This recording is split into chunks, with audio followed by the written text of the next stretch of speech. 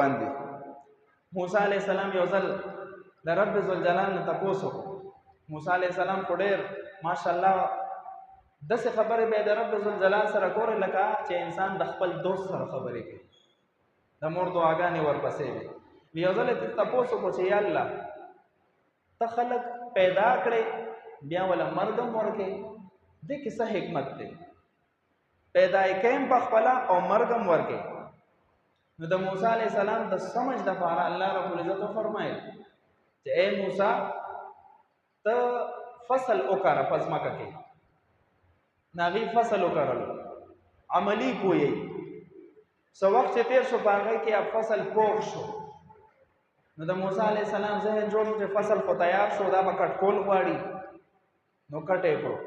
د هغې نه پس خامخا په دې کې چې کومه میوه راختلې ده، کومې دانې راختلې دي، هغه جدا کول غواړي، ترېشل او بوس جدا کول غواړي، نو هغه جدا جدا کړ.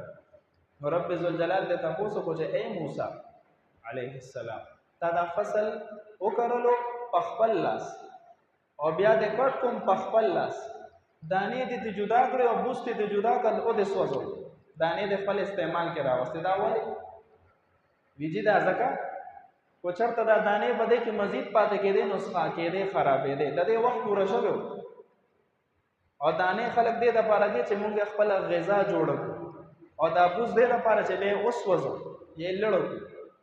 وي دغه طریقه خو زمان ده که نه چې انسان پیدا کړمه نو زمانه په ده باندې تېرېږي تېرېږي تېرېږي تر دې چې بوډا شي نو دا پوخ شي پوخ، نو زه پرې مرګ راولم.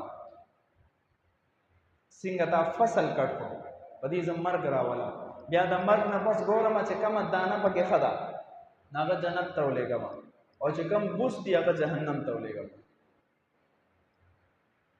نو د سمجھ دپاره بهترین مثال ورکو نو د عقلمندو خلکو دپاره په دې کې ډېر لوی عبرت پروت دی.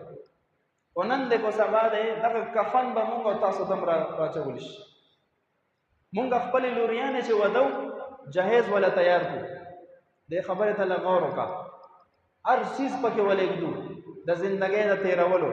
او کله هم داسې نه دي کړی چې یو کفن هم وله اغوستی چې بچې یو ورځ به په تا باندې مرګ هم راځي، دی کفن ته هم کله کله ګوره. مونږ نه مرګ هېر دی ځکه دا چل نه کوو، د زندګۍ مختلف اسایش انتظامات کوو، دغه څیز نه کوو. کله چې انسان وفات شي نو د ده 15 حصې جوړې شي. علما